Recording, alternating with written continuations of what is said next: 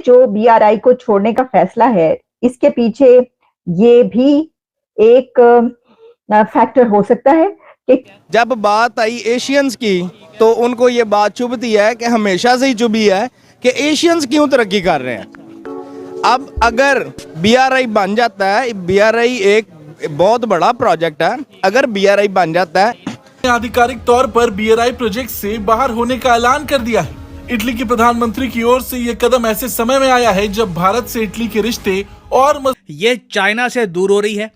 At the same time Italy ने recently बहुत ज्यादा स्ट्रॉन्ग रिलेशंस बिल्ड किए हैं विद इंडिया। यहां पर आप देख पाएंगे इटली और इंडिया आज के समय।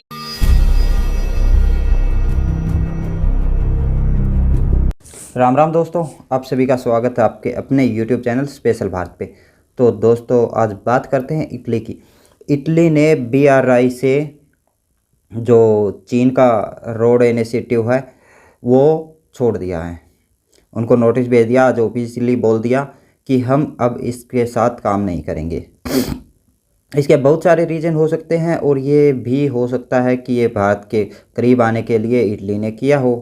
वैसे भारत इटली का जब नाम आता है तो लोग सोचते हैं कि ये कोई छोटा मोटा कंट्री होगा, कोई गरीब सा कंट्री होगा, बट ऐसा नहीं है। इटली का काफ़ी अच्छा जीडीपी है और आज भी शायद 7वें 8वें नंबर पे है। 2 ट्रिलियन के आसपास उनका जीडीपी है और ग्रोथ रेट बहुत मतलब ज़्यादा नहीं कह सकते, बहुत कम भी नहीं कह सकते, ग्रोथ रेट कम है। इससे चीन को काफ़ी अच्छा खासा झटका लगा है।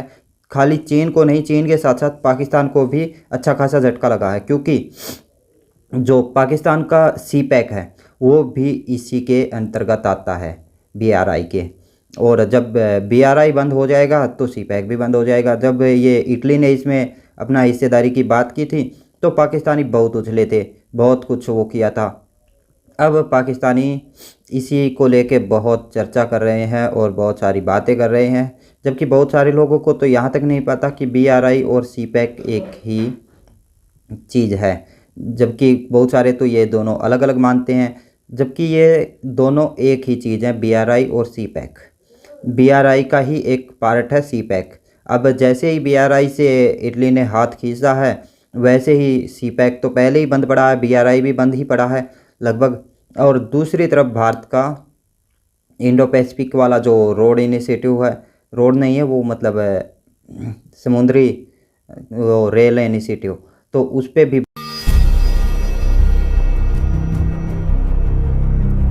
मेलोनी उनकी तरफ से ये भी कहा गई है और मेलोनी ने जो उसको सोशल मीडिया पर फिर उसके बाद पोस्ट किया तो उससे ये पता चलता है कि दोनों कंट्रीज के ताल्लुकात कितने अच्छे हैं कि जो इटली की पीएम है वो ये कह रही हैं कि मुझे एक दोस्त मिल गया। और COP28 की कॉन्फ्रेंस में वो दोनों हर जगह पर, मोदी साहब और मेलोनी साहिबा, हर जगह पर वो एक साथ बैठे हुए बातचीत करते हुए, हंसी मजाक करते हुए, खूब कहकही लगाते हुए नजर आए। तो इससे ऐसा लगता है कि कहीं ये जो बीआरआई को छोड़ने का फैसला है इसके पीछे ये भी एक फैक्टर हो सकता है कि क्योंकि अब इटली इंडिया के ज्यादा करीब आ चुका है और वो ये समझता है कि अगर बीआरआई जो है वो चाइना का है और चाइना जो है वो इंडिया का राइवल है और फिर उसको क्या जरूरत है इंडिया के एक ऐसे कंट्री के साथ शामिल होने की जिसके इंडिया के साथ जो है वो नहीं बनती। तो उन्होंने एक तो सॉलिडारिटी में भी कहा जा सकता है, दूसरे ये कहा जा सकता है कि ये बात भी की जा रही है। देखिए कहने को तो कुछ भी कहा जा सकता है, जनाब ये जो है इंडिया की तरफ से उनको कहा गया कि पाइन क्यों तुसी एडविच पड़ रहे हो, मतलब चाइना का इस टाइम हिस्ट्री का सबसे बड़ा चाइना का प्रोजेक्ट है और इसका ही एक हिस्सा है सी पैक। पहले सी पैक की बात करेंगे, फिर बीआरआई की, और फिर इंटरनेशनल कंट्रीज जिस तरीके से इंटरेस्ट लूज कर रही है इस प्रोजेक्ट में उसके ऊपर आएंगे। सी पैक क्यों रुका हुआ है? हम तो ये सुनते थे कि भाई सी पैक पाकिस्तान की तकदीर बदलने का, सी पैक से ये हो जाएगा। सी पैक उस तरीके से वर्क क्यों नहीं, मतलब ये है कि उसके ऊपर क्यों नहीं वर्क किया जा रहा? सी पैक के ऊपर काम ना होने की जो बेसिक वजह है वो जो पाकिस्तानी गवर्नमेंट के अंदर स्टेबलाइजेशन है वो नहीं है, ठीक है। और दूसरे नंबर पे जो ओवरऑल वर्ल्ड वाइड जो बीआरआई की बात करें, ओवरऑल जो प्रोजेक्ट है, इटली की तरफ से भी यह खबर आई है कि जब से इंडियन प्राइम मिनिस्टर ने इटली के प्राइम मिनिस्टर के साथ मुलाकात की है, दुबई में ये मुलाकात हुई थी, ठीक है, उसके बाद जो है उन्होंने ऑफिशियली ये बोल दिया कि हम बीआरआई का मजीद हिस्सा नहीं बनेंगे। क्या एग्जिट कर दिया? क्या समझते हैं कि इंडिया और इटली का एक नया ज्वाइंट है जो कि चाइना के को जो डिप्लोमेटिकली उनको एक जवाब दिया? इसका जवाब कुछ इस तरह से है कि आपको याद होगा यूरोप ने एक कैप्सूल चलाई थी, इंट्रा कनेक्ट किया था यूरोप पूरे को, ठीक है। अब वो यूरोप पूरा तो कनेक्ट हो गया, जब बात आई एशियंस की तो उनको ये बात चुभती है कि हमेशा से ही चुभी है कि एशियंस क्यों तरक्की कर रहे हैं। अब अगर बीआरआई बन जाता है, बीआरआई एक बहुत बड़ा प्रोजेक्ट है, अगर बीआरआई बन जाता है तो उसका अल्टीमेटली फायदा जो है वो चाइना को है। ठीक है, ये तो एक अंडरस्टूड बात है। आधिकारिक तौर पर बीआरआई प्रोजेक्ट से बाहर होने का ऐलान कर दिया है। इटली के प्रधानमंत्री की ओर से ये कदम ऐसे समय में आया है जब भारत से इटली के रिश्ते और मजबूत होते जा रहे हैं। भारत के लोग इस खबर से बेहद खुश भी हैं। देखा जाए तो इटली के इस फैसले से जिनपिंग और चीन की नींदें उड़ी हुई हैं। इटली वैसे तो यूरोप का पहला देश था जिसने बीआरआई में आने के लिए हामी भरी थी, लेकिन अब चीन के सारे मंसूबों पर मेलोनी ने पानी फेर दिया है। बीआरआई समझौते को पहले तो इटली और चीन के बीच दोस्ती का प्रतीक माना गया, मगर ये बात भी सच थी कि पीएम मेलोनी हमेशा से ही इस प्रोजेक्ट के खिलाफ बोलती आई। वहीं इस पूरे मामले पर इटालियन मीडिया की तरफ से भी कुछ जानकारी सामने आई है। इस जानकारी के मुताबिक कुछ दिन पहले इटली की सरकार ने पीएम मेलोनी की अगुवाई वाली एक एग्जीक्यूटिव टीम की तरफ से समझौते को कैंसिल करने वाला एक नोट चीन को भेजा था। ये नोट भेजने से पहले चीन को कोई भी जानकारी नहीं दी गई थी। वहीं इटली की न्यूज वेबसाइट डारियो पर आप में और एक तरफ हम देख रहे हैं कि इटली जो अपने आप में एक बहुत स्ट्रॉन्ग इकोनॉमी है, ये चाइना से दूर हो रही है। At the same time Italy ने रिसेंटली बहुत ज्यादा स्ट्रॉन्ग रिलेशंस बिल्ड किए हैं विद इंडिया। यहां पर आप देख पाएंगे इटली और इंडिया आज के समय स्ट्रेटेजिक पार्टनरशिप बना चुके हैं और एक memorandum of understanding on defence cooperation भी साइन हो चुका है। नाउ काफी बार ना देखो इटली के बारे में जब हम बात करते हैं इंडिया, मेरा मानना है कि हम समझ नहीं पाते कि इटली अपने आप में कितनी स्ट्रॉन्ग कंट्री है और इसका इन्फ्लुएंस कितना बड़ा है। मैं आपको कुछ पॉइंट्स दिखाता हूं, उससे आप समझ पाएंगे कि इटली का ये करना कितना इंपॉर्टेंट क्यों है और इटली की इकोनॉमिक पावर क्या है। नाउ ये आपके सामने लिस्ट है कंट्रीज की according to their nominal GDP. आप देखोगे इटली नंबर 8 पे आपको मिलेगा। इटली अपने आप में एक $2 ट्रिलियन से ऊपर की इकोनॉमी है। हालांकि ओवरऑल इनकी जीडीपी सी में वो कह रहे थे कि साउथ चाइना सी हमारा है, वो समंदर पर्वत सब जो है वो खरीदना चाहते हैं चाइना।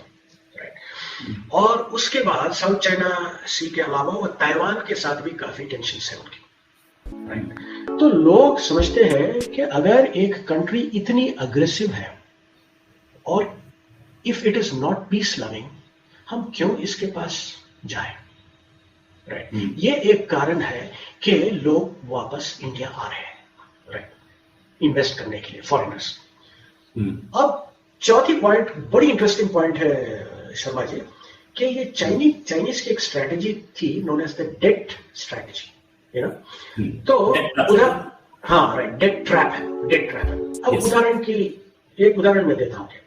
अब सपोज कोई एक श्रीलंका का उदाहरण ले लेते हैं। श्रीलंका ने लोन लिया था चाइना से, I think somewhere between 1.82 billion dollars लिया था। प्राइम मिनिस्टर वो ये समझती हैं कि वो इंडिया के साथ इतने अच्छे ताल्लुकात रखना चाहती हैं कि जो कुछ हमने देखा उससे तो ऐसे ही महसूस होता है, तो फिर उसको वो एक अच्छी मूव है। उन्होंने कहा होगा कि हमें जब इससे कोई फायदा भी नहीं हो रहा तो बीआरआई को छोड़ने का क्या जरूरत है, हम छोड़ देते हैं इसको। अच्छा, इसमें कहा जा रहा है इटालियन फॉरेन मिनिस्टर जो है उन्होंने कहा है जो पैक्ट है उसने कोई फायदा किसी भी कंट्री को नहीं पहुंचाया है। और फिर इसमें बाकायदा जो है उनकी तरफ से, प्राइम मिनिस्टर की तरफ से भी ये कन्वे कर दिया गया है कि हम बीआरआई से जो है वो निकल रहे हैं। और उसमें ये जो कम्युनिकेशन हुई है दोनों कंट्रीज के बीच, ये क्योंकि अभी सिर्फ 2 से 3 दिन पहले हुई है। और दिलचस्प बात यह है कि 2 से 3 दिन पहले ही मोदी साहब और मेलोनी साहिबा की वो सेल्फी जो है वो वायरल हो रही थी, जिसको मेलोडी कहा जा रहा था। और बड़ी